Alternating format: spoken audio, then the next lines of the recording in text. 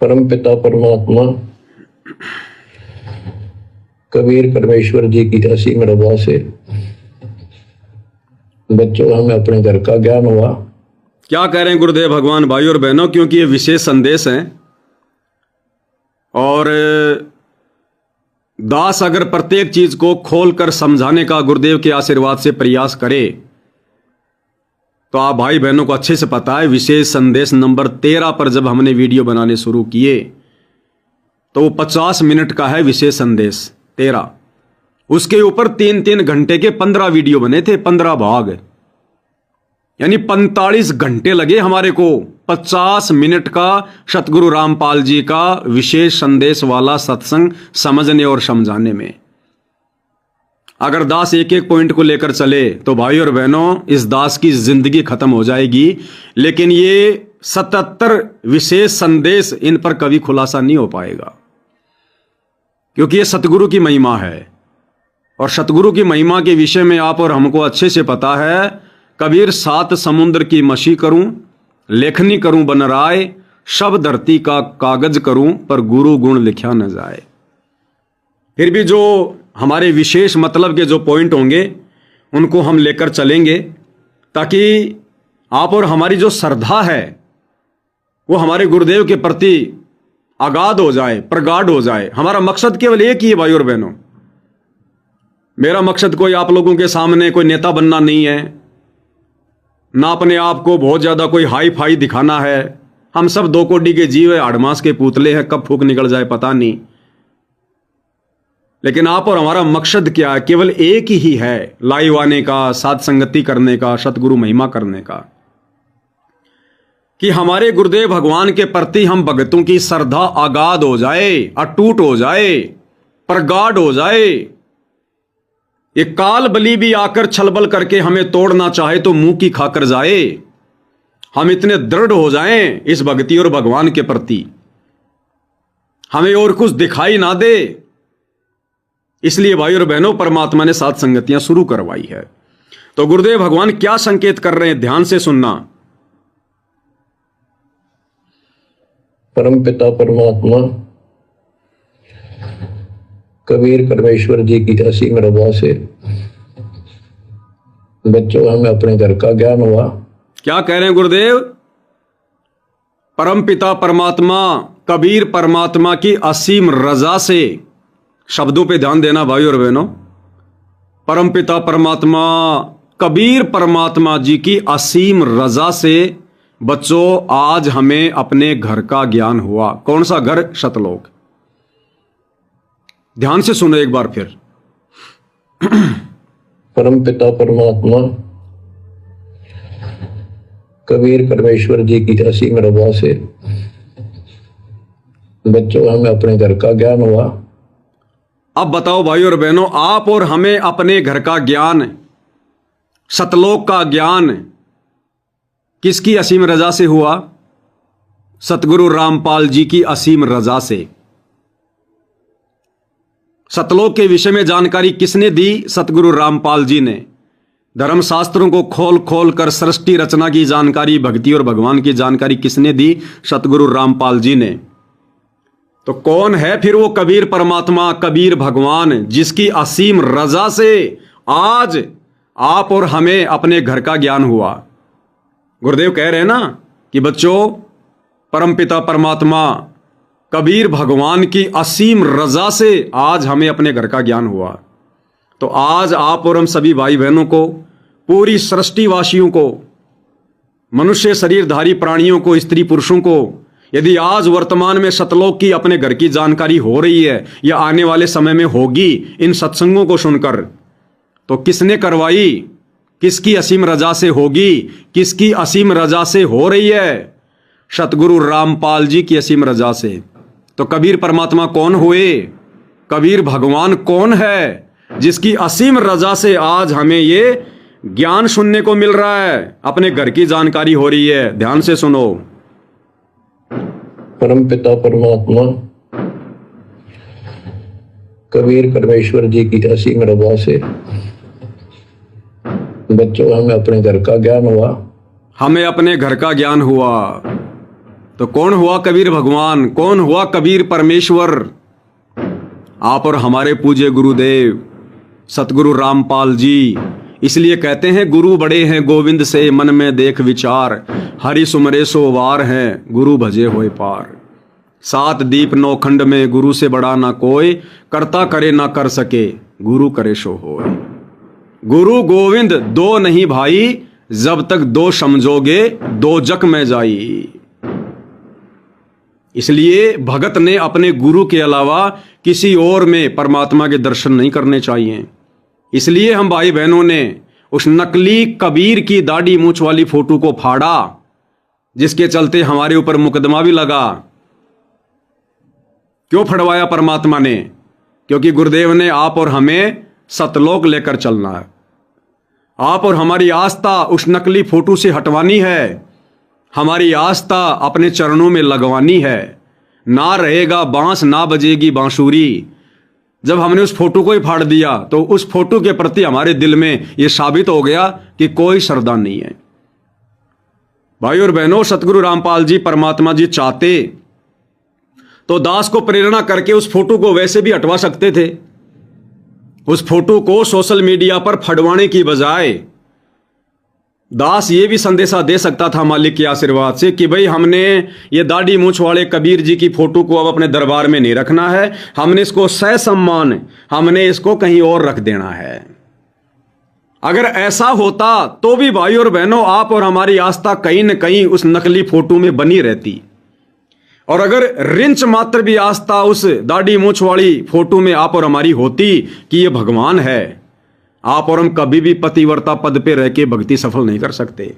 काल हमें फिर भी ठग लेता त्रिकुटी पर। इसलिए परमात्मा ने टंटा ही खत्म करवा दिया। फाड़ फाड़ के ना रहेगा बांस ना बजेगी बांसुरी। बिल्कुल रिजेक्टेड। हमारे लिए वो कबीर की दाढ़ी मूंछ वाली फोटो वो कचरा, कोई आस्था नहीं किसी प्रकार की। अब अगर वो भगवान नहीं है तो फिर दिल में और किस भगवान को समाएंगे? अपने गुरु को। गुरु समान नहीं दाता रे जग में, गुरु समान नहीं दाता। तो अब सतगुरु रामपाल जी के अलावा इस घट में, इस घर में वाणी है ना परमात्मा ने जो लिखवाई है, सतसेवक के घर और घट में अब गोविंद नहीं समावे जी। गुरु ही गोविंद गुरु ही पूजा, सब सदग्रंथों का सार शरण में रखना जी। भोग लगाऊं महिमा गाऊं, सतगुरु से करूं अरदास, चरण में रखना जी। तो सतसेवक के घर में और घट में वो नकली गोविंद दाढ़ी मूंछ वाला नहीं समा सकता। केवल सतगुरु रामपाल जी ही समाये रहेंगे, क्योंकि यही हमारे लिए गोविंद हैं और यही वास्तव में गोविंद हैं। इसलिए परमात्मा ने टंटाई समाप्त करवा दिया है। अब भाइयों और बहनों, ये विशेष संदेश है।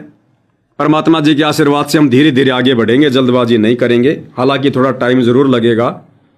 अभी विशेष संदेश नंबर 15 के ऊपर चल रही है सात संगति। 77 विशेष संदेश हैं। और दास ने तो आप भाई बहनों को बहुत पहले कह दिया था कि परमात्मा जी ने दास को जो ड्यूटी दी है, जब तक वो ड्यूटी पूरी नहीं हो जाएगी तब तक गुरुजी जेल से बाहर नहीं आएंगे। एक, उन्होंने अपनी सभी पुस्तकों के ऊपर वीडियो बनवाने हैं। दूसरा, ये जो विशेष संदेश है 77, इनके ऊपर वीडियो बनवाने हैं। तो जब तक गुरुदेव की हर एक पुस्तक के ऊपर वीडियो नहीं बन जाएंगे, यानी वैसे तो सभी के ऊपर बन चुके हैं, ज्यादातर पुस्तकों में क्षेम ज्ञान है, अब केवल एक ज्ञान गंगा पुस्तक बची हुई है। तो ज्ञान गंगा पुस्तक के ऊपर वीडियो बनने बाकी हैं। और ये जितने भी विशेष संदेश हैं, इन सब का खुलासा होना बाकी है। तो जिस दिन ज्ञान गंगा के ऊपर वीडियो बन जाएगा और जिस दिन ये विशेष संदेश नंबर 77 इनके ऊपर वीडियो बन जाएंगे, उसके बाद पूज्य गुरुदेव भगवान हिसार जेल से बाहर आने की दया करेंगे। इसलिए मैं इन आश्रम वालों को हमेशा कहता हूं कि तुम व्यर्थ में जमानत मत लगाओ, लोक दिखावा मत करो। संत रामपाल जी इस प्रकार से बाहर नहीं आने वाले। उनके बाहर आने का फॉर्मूला हम सत्सेवकों के पास में है। हमें पता है वे कब आएंगे कब नहीं आएंगे। अब ये मेरे ऊपर मुकदमे करते हैं, मुझे जेल में भेजने का प्रयास करते हैं। तो भैया, मुझे जितना जेल में भेजोगे उतना ही गुरुजी लेट होंगे। मुझे जितना सात संगति से दूर करोगे, लाइव आने से मुझे दूर करोगे, पुस्तकों के ऊपर वीडियो बनाने से दूर रखोगे, विशेष संदेशों के ऊपर वीडियो बनाने से रोकोगे, उतना ही गुरुजी तुम लोगों से दूर रहेंगे, उतना ही गुरुजी जेल से लेट आएंगे। इस बात को नोट कर लेना। तो दास को फटाफट फटाफट लाइव आने दो, फटाफट फटाफट वीडियो बनाने दो, ताकि हम सबका भला हो जाए। गुरुदेव भगवान जल्द से जल्द हम नीचों पर दया कर दें, क्योंकि गुरु बाहर आएगा कैसे? अरे गुरु अगर बेबस होता, गुरु अगर लाचार होता, गुरु अगर कोई सामान्य व्यक्ति होता, सामान्य संत होता, तो वो है बात अलग। अब ये तो समर्थ है, ये तुम्हारी किसी भी कानूनी प्रोसीजर से नहीं आएगा, ये तुम्हारे किसी भी राजनेता के समर्थन से या गांव वालों के समर्थन से नहीं आएगा, ये तुम आश्रम वालों के किसी भी दाव पेश से नहीं आएगा, क्योंकि ये समर्थ है। जाके अर्ध रूम पर सकल पसारा, ऐसा पूर्ण ब्रह्म हमारा। गरीब ऐसा सतगुरु हम मिल्या, बेपरवाह अबंद, परम हंस पूर्ण पुरुष, रोम रोम रविचंद। ये स्वयं कबीर भगवान है। तुम भले इसको मानुष मानते हो, तो ये तुम्हारे दाव पेश से नहीं आएगा, तुम्हारी कोशिशों से नहीं आएगा। एक फॉर्मूला है, भगत के वश में है भगवान, भगत के वश में है भगवान। ये भगवान भगत के वश में है। और भगत भगवान को कैसे वश में करता है? शक्ति से नहीं करता, पावर से नहीं करता। भगत अपनी भक्ति की शक्ति से भगवान को वश में करता है, अपने श्रद्धा भाव से, अपनी लगन से, अपने समर्पण भाव से, अपनी दृढ़ता से। अरे आपने गोरखनाथ का नाम सुना होगा। गोरखनाथ के गुरुजी थे मच्छंद्र नाथ जी। गुरुदेव ने हमें सत्संगों में बताया, सिंगलदीप का राजा था, युवा था, वो मर गया। मच्छंद्र नाथ उसके शरीर में सूक्ष्म रूप से प्रवेश कर गया, अपना शरीर किसी गुफा में छोड़ दिया। आगे चल के रानी को इस बात का पता चल गया कि इसके अंदर किसी योगी की आत्मा है और ये कभी भी निकल के जा सकता है। तो रानी ने कहा कि फिर क्या किया जाए? तो मंत्रियों ने सलाह दी कि ये योगी जो राजा के शरीर में प्रवेश है, इसने जरूर आसपास अपने शरीर को कहीं छोड़ रखा है। अगर इसके शरीर को जला दिया जाए, नष्ट कर दिया जाए, तो इसके पास फिर वापस जाने की जगह नहीं बचेगी। तो रानी ने ऐसा ही किया, गुप्तचर लगा दिए, शरीर मिल गया एक गुफा में, और शरीर को आग लगा दी, नष्ट कर दिया, राख हो गई। अब गोरखनाथ को इस बात का पता चला और किसी ने गोरखनाथ को ताना मार दिया कि अगर तू इतना ही बड़ा भगत है, इतना ही बड़ा योगी है, तो अपने गुरु को बाहर निकाल ले, वो जेल में सड़ रहा राजा के शरीर में बंधा पड़ा है, बाहर नहीं निकल पा रहा। वो भी जेल ही है कि वो जेल में पड़ा तेरा गुरु, निकाल ले, इतना बड़ा भगत है तो तू। और किस प्रकार से गोरखनाथ उसको बाहर निकाल के लाया। तो भाइयों और बहनों, वो समय था अलग, गोरखनाथ वाला समय अलग था, वो भक्ति का समय नहीं था। तो गोरखनाथ ने तो उस समय अपने गुरु को अपनी सिद्धि शक्ति से निकाला, अपनी सिद्धि शक्ति से गुरु का शरीर छुड़वाया, अपनी सिद्धि शक्ति से अपने गुरु की जो हड्डी थी, छोटी मोटी कोई पड़ी हुई थी, उससे उसने उसका शरीर बना दिया और अपने गुरु मच्छंद्र नाथ को यूं का यूं तैयार कर दिया। तो गोरखनाथ ने तो उस समय सिद्धि शक्ति से अपने गुरु को राजा के शरीर वाली जेल से छुड़वाया। और वर्तमान के हम जो भगत हैं, अब हमने अपने गुरु को छुड़वाना पड़ेगा। अरे गुरु कोई बेबस थोड़ी है जो छूट नहीं रहा। अगर गुरु ने आना होता तो कब का आ जाता। 11 साल से जेल में क्यों बैठा है? तो गुरु क्यों नहीं आ रहा? भगत ने छुड़वाना पड़ेगा। और इस समय कोई भी भगत अपने गुरु को सिद्धि से नहीं छुड़वा सकता, क्योंकि ना तो हमारे अंदर सिद्धियां हैं, और यदि हैं तो गुरु ने उनका उपयोग करने के लिए मना कर रखा है। तो वर्तमान में भगत कैसे छुड़ाएगा अपने गुरु को? गोरखनाथ ने छुड़ाया सिद्धि से, और वर्तमान का भगत अपने गुरु को छुड़वाएगा भक्ति भाव से, भक्ति करके, मर्यादा में रह के, सतगुरु की महिमा करके, सतगुरु को प्रसन्न करना होगा। सतगुरु के प्रति हृदय में असीम श्रद्धा पैदा करनी होगी, अव्यभिचारणी भक्ति करनी होगी,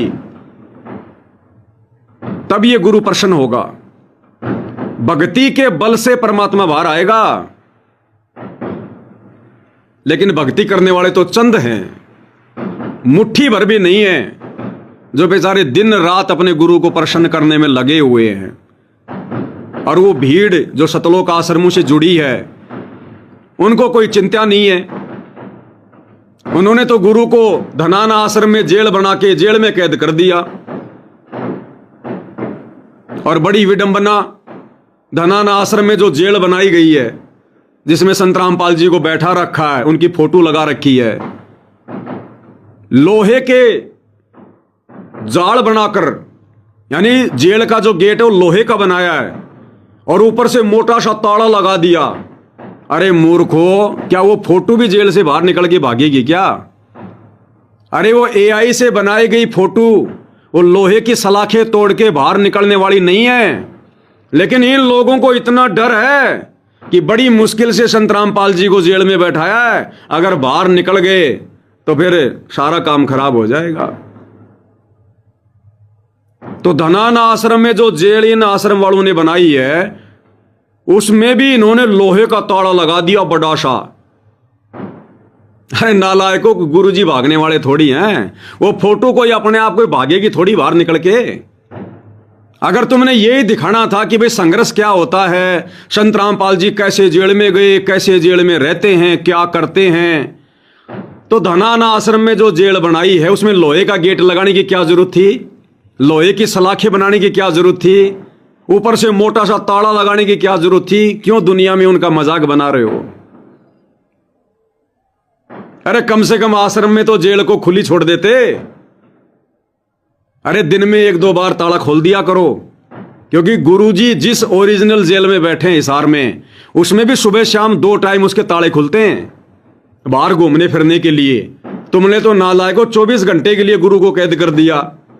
अरे हवा पानी के लिए थोड़ा सा तो खोल दिया करो। तो बताओ भाई और बहनों, गुरु बाहर आएगा कैसे? गुरु के प्रति कोई श्रद्धा नहीं। अरे भैया, रोने को तो अपने गुरु के लिए आसाराम के भगत भी रोते हैं।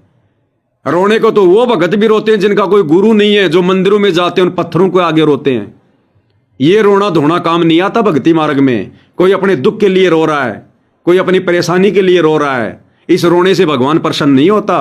इस रोने से हम लोग भगत साबित नहीं होते। अरे भक्ति में रोना अलग है। सत्सेवक भाई बहनों के संपर्क में आओ, पहले अपने गुरु को पहचानो, अपने परमात्मा को पहचानो, अपने हृदय में उनको बैठाओ, उसके बाद उनके साथ वो व्यवहार करो, वो भक्ति, वो क्रिया करो जिससे गुरु प्रसन्न हो, गुरु अपनी मेहर बख्शे। 11 साल हो गई तुम लोगों को, आश्रम वालों को। तुम लोगों ने कितने तो आश्रम खोल लिए, कितनी भीड़ इकट्ठा कर ली, कितने तुमने राजनेताओं के तलवे चाट लिए, कितने तुमने गांव वालों के तलवे चाट लिए। हजारों करोड़ रुपया तुम लोगों ने ज्योति पाठ और दान का भक्तों का बर्बाद कर दिया झूठी अन्नपूर्णा मुहिम में। गुरु हिसार जेल से टस से मस भी नहीं हुआ, टस से मस भी। अंत में हार कर तुम लोगों ने ही आश्रम में जेल बनानी पड़ गई कि भैया गुरु जी तो नहीं आने वाले भाई, अब कम से कम आश्रम में जेल बना दो, कम से कम यही दर्शन कर लेंगे। और मात्र 6 महीने के लिए ये पवनदास अपने गुरुदेव के आशीर्वाद से आप सभी से विनती करता है।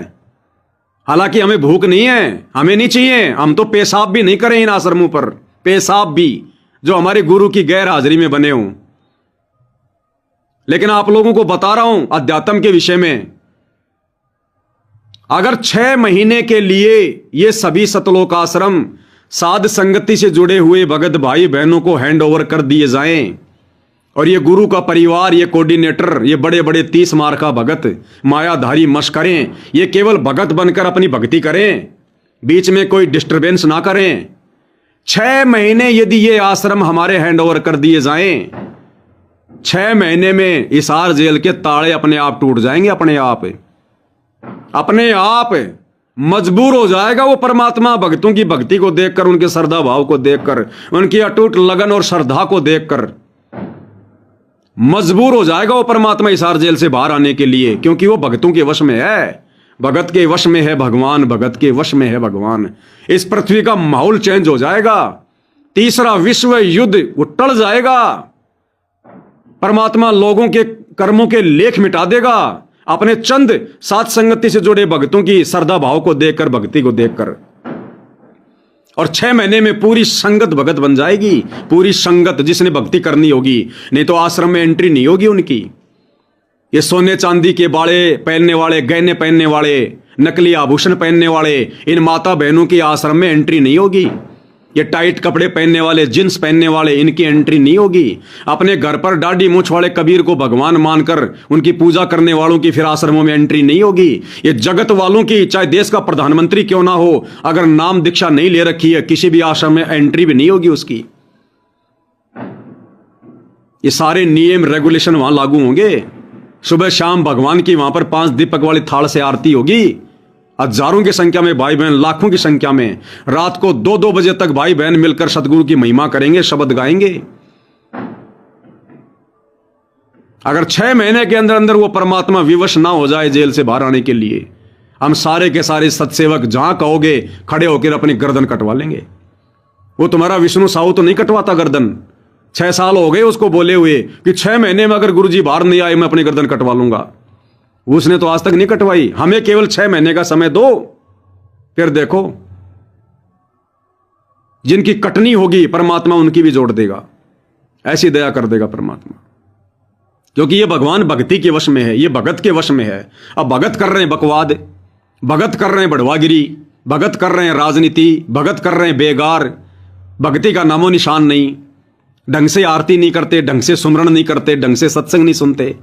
गुरु को आश्रम में भी जेल में डाल दिया, जगत वालों की एंट्री कर दी। ये जगत वाले लोग, अनुपदेशी लोग, इनके भंडारों में जा रहे हैं जहां पर लड्डू जलेबी रखी हैं, वीडियो बना रहे हैं। वीडियो बनाते बनाते मुंह से थूक आ रहा है, लड्डू जलेबी पे गिर रहा है, उनको हाथ लगा रहे हैं, देखो इतने लड्डू, इतने लड्डू। अनुपदेशी व्यक्ति का भंडारे में क्या काम?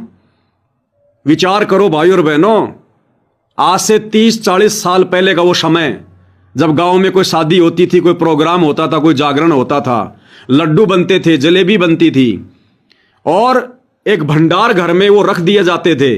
ऊपर से वो पर्दा लगा दिया जाता था, और उस भंडार घर में केवल एक व्यक्ति को बैठाया जाता था। वो व्यक्ति बड़ा शुद्ध होता था, नहा धो के बैठता था, कोई बीड़ी सिगरेट नहीं पीता था। वही व्यक्ति अंदर से लड्डू जलेबी दिया करता था, दूसरे व्यक्ति की एंट्री नहीं होती थी। ये नियम था। और इन आश्रमों में क्या हो रहा है? जहां लड्डू जलेबी के ढेर लग रहे हैं, वहां पर ये फूकड़ी पकड़ पकड़ के, माइक पकड़ पकड़ के ये जगत वाले पत्रकार थूकते रहते हैं और बोलते रहते हैं, इतने लड्डू, इतने लड्डू। लड्डू बोलते ही तो पाव थूक बाहर गिरता उनका।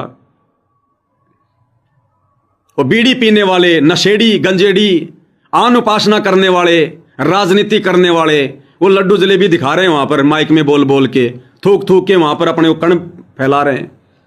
और वो फिर भगत खा रहे हैं। ना भगवान को भोग लग रहा, ना सतगुरु रामपाल जी को भोग लगाया जा रहा, क्योंकि सतगुरु रामपाल जी को तो भगवान मानते ही नहीं आश्रम वाले। तो इनका भोग तो भगवान को स्वीकार ही नहीं होगा। ये तो मुर्दे को भोग लगाते हैं, दाढ़ी मूछ वाले को। तो कैसे वो अन्न खा के सद्बुद्धि आएगी? कैसे भगवान बाहर आएगा? भगवान ने तो इन लोगों से पाठ प्रकाश करने का अधिकार भी छीन लिया। अरे पहले ये लोग अपने मुंह से पाठ प्रकाश की वाणियां बोलते थे। पिछले 1 साल से सतगुरु रामपाल जी ने वो अधिकार भी छीन लिया कि तुम योग्य नहीं हो। अपने मुख कमल से 50 घंटे की पाठ प्रकाश की वाणी बना के भेज रखी है, अब वो चलती है ना आश्रमों में। तो ये भगत तो पाठ करने के अधिकारी भी नहीं रहे, ये भक्ति के अधिकारी कहां से रहेंगे? तो मात्र 6 महीने, और देखो फिर किस प्रकार से भगवान नहीं आता है।